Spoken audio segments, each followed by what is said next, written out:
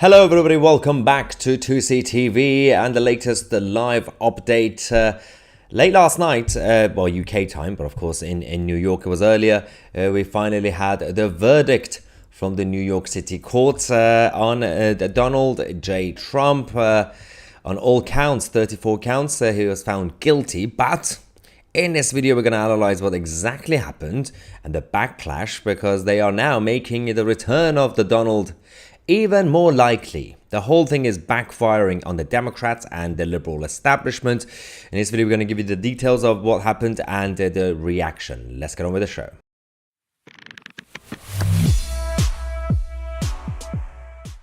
Okay, so by now you probably already know about the verdict, the result.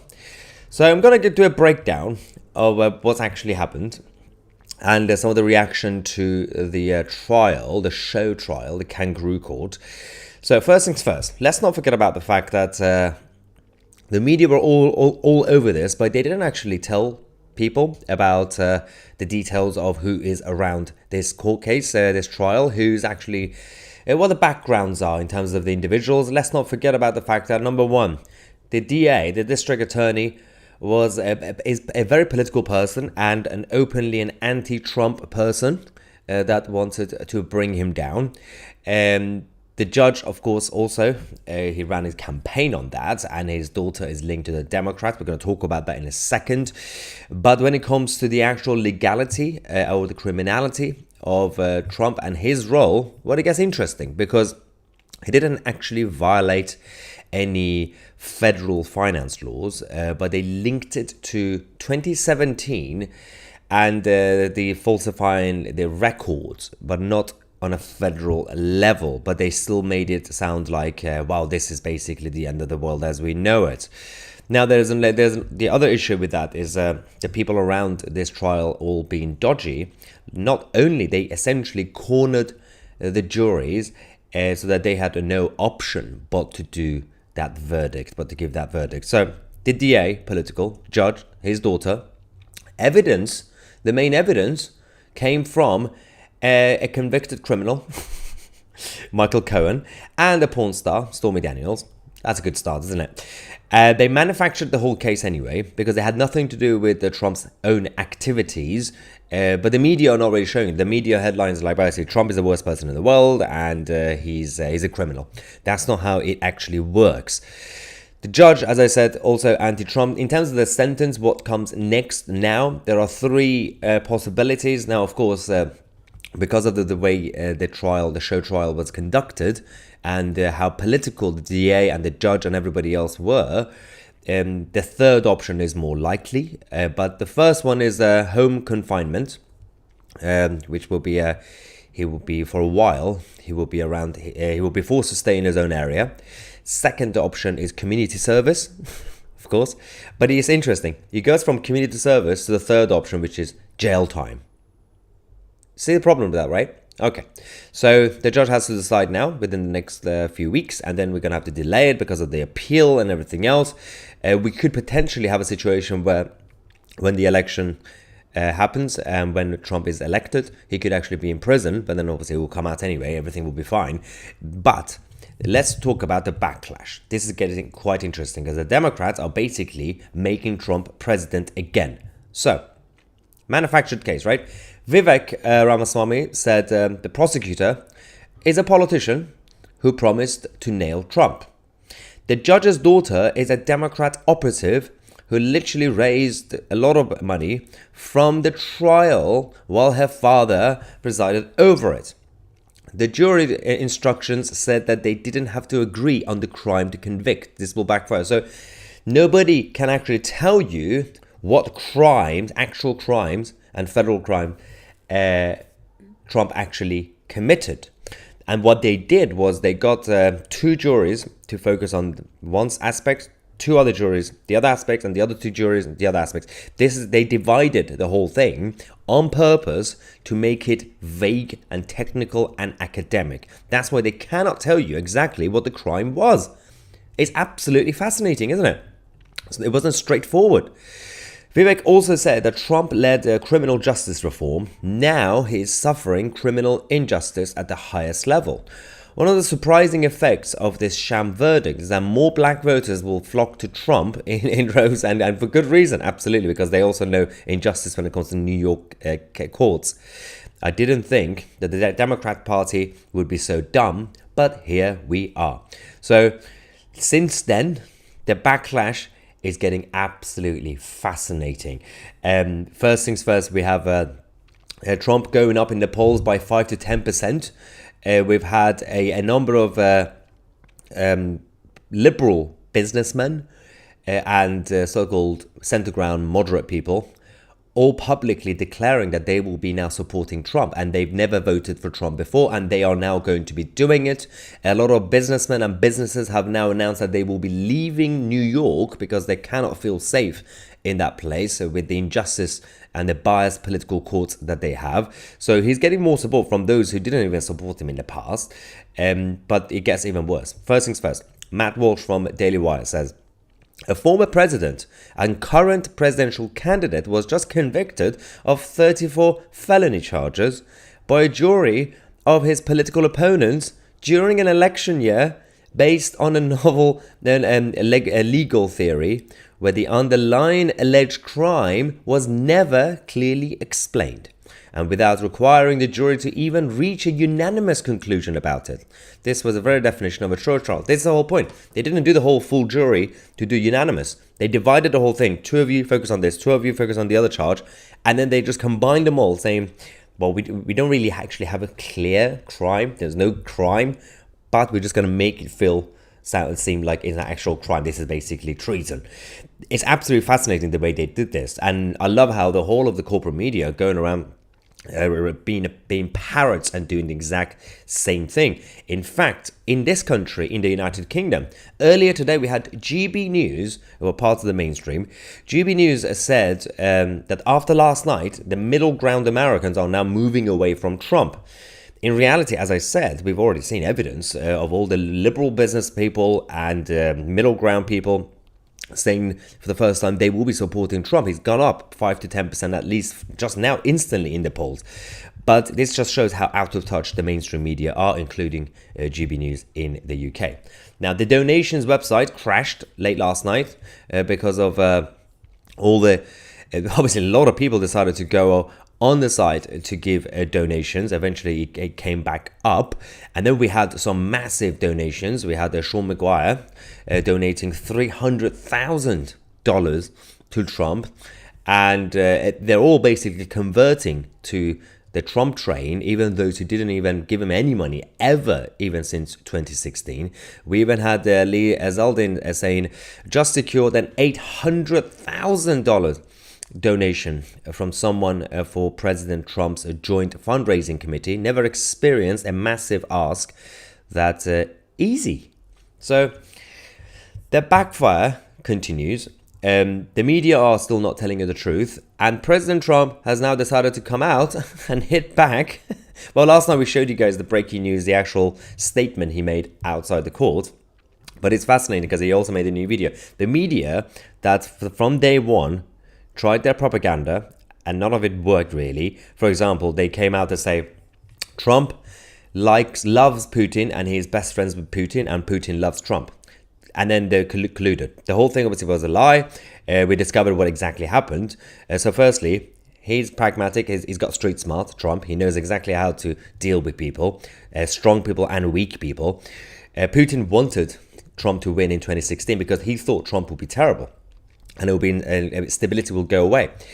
In fact, then Putin realized, and everybody else, President Xi and all the others, realized actually Trump is unpredictable. We don't want him. That's why this time Kremlin have come out to say we would rather if Biden wins.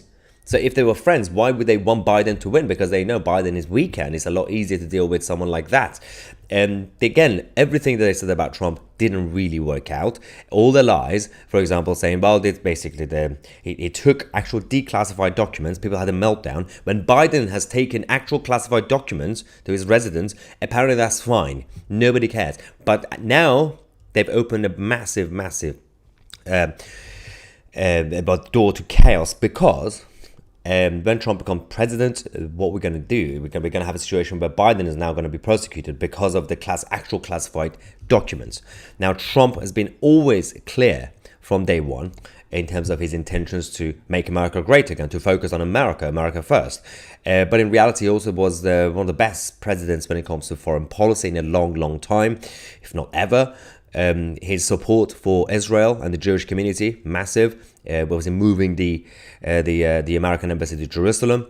His support for the Iranian people, not starting any conflict, completely bamboozling people like Putin and President Xi and Kim Jong-un, all of them confused, they don't know how to deal with him. But the liberals don't like it because it goes against the globalist narrative. They don't like that he's unpredictable. So Team Trump has come out to instantly release this video. The final battle. With you at my side, we will demolish the deep state. We will expel the warmongers from our government. We will drive out the globalists. We will cast out the communists, Marxists, and fascists. We will throw off the sick political class that hates our country. We will rout the fake news media, and we will liberate America from these villains once and for all.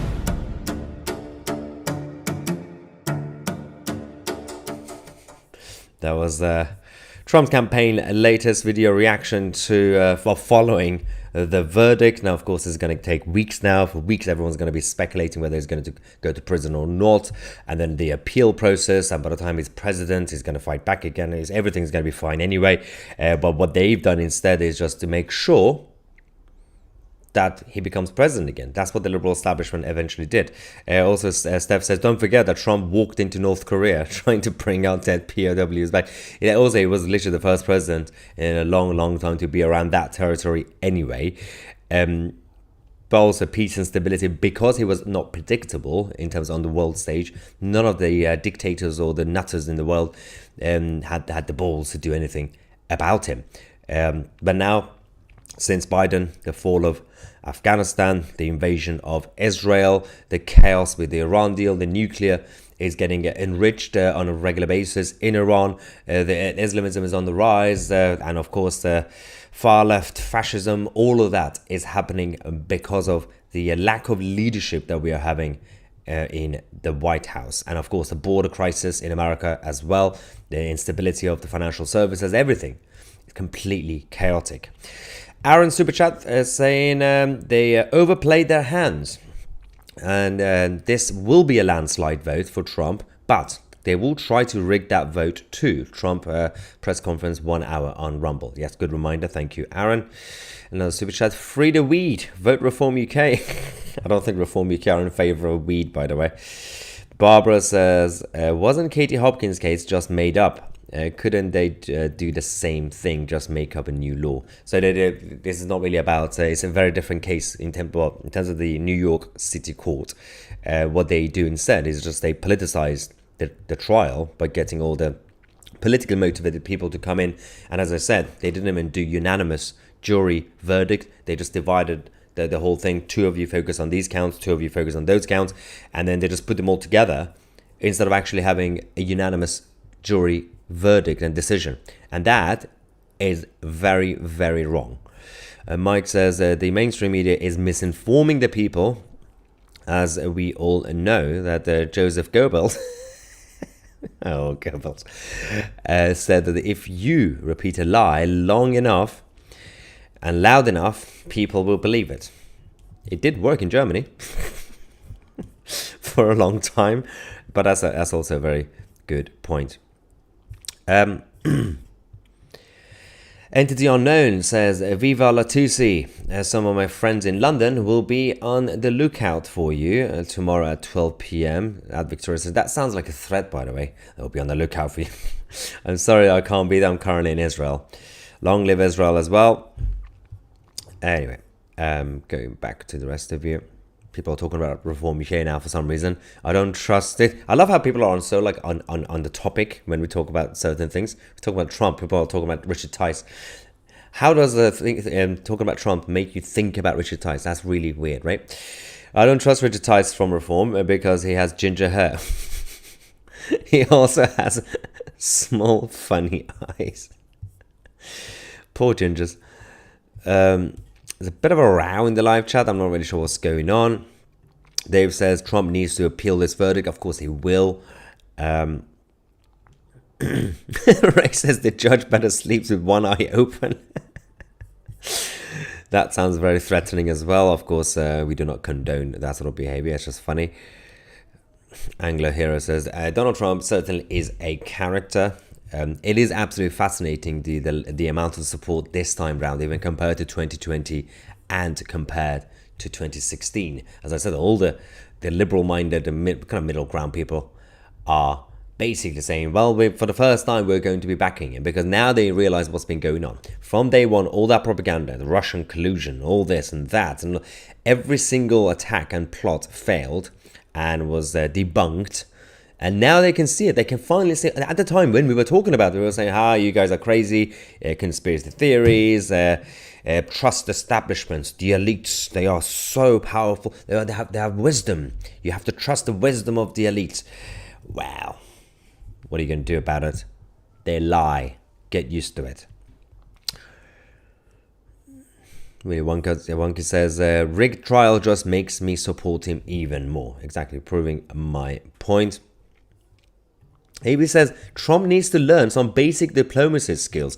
All his problems are because he has pissed off so many people, even his old friends. Well, it hadn't seemed to affected his life and his success, whether as a businessman or as a leader, because his diplomacy or lack of diplomatic skills was a reason that nobody decided to mess with America, because it was not predictable.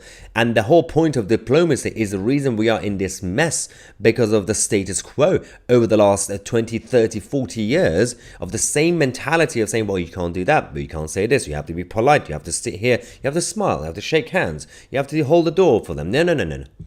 It's time to have people who are street smart rather than academic. That doesn't work. When you have people like even Rishi Sunak, David Cameron, or Joe Biden, or Blinken, all these guys making statements without realizing what the actual consequences are going to be, saying, well, we are going to be in a very robust way send a harsh statement against the Iranian regime and the Houthis. Yeah, well done. I'm proud of you. And then you give money behind closed doors to all of them. How does that work?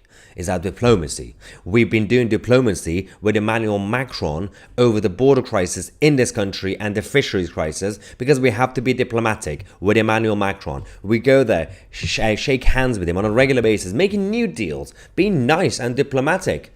What is Emmanuel Macron doing to us? Betraying us left, right and center, because it's not in his interest to help Britannia. Why would he do it? He's not scared of us. He's not actually intimidated by anything that we do. They don't take us seriously because we have diplomatic skills. Really? It's time for a different approach. The approach that worked for 4 years. User X says, spammer, David. Oh, we have a spammer. What's going on? Okay, yeah. I've always said, if you guys keep copy and pasting the same comments, you will be banned, because it goes against other people actually being allowed and being able to debate. And what's going on in the live chat? Is it this guy? Stop being racist. Free speech, remember? How does that work? Anyway, yeah, if anybody obviously copies and pastes it, then you will be going. You need street smart and academic smart, or at least intelligence. No, you don't need academic smart. You just need basic intelligence, or what they used to call IQ. But that also comes with street smart anyway. You need to know. Well, you need to have knowledge, but knowledge is not really just the most important thing, because you can learn things, you can read things. Doesn't mean you understand them. So all these academics and middle class liberal leftists, they are very academic. They're very, very intelligent. They're very book smart, because they read things, but they cannot translate it into their brain, the reality. They've read things about Mussolini, about Stalin, about Adolf, and all of them, but they haven't actually learned from the past. They haven't learned from history. They continue to do the same things, even though they think they're against it. It's fascinating.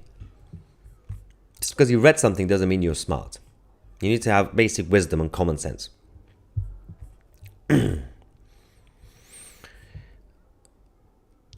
There's a bit of a fight in the live chat. I don't know what's going on. Okay. Brian says, Yank here. Hello, America. Trump's conviction is a necessary evil. The truth about the Democrat Party is out. Here comes the blowback. Enjoy it. Exactly.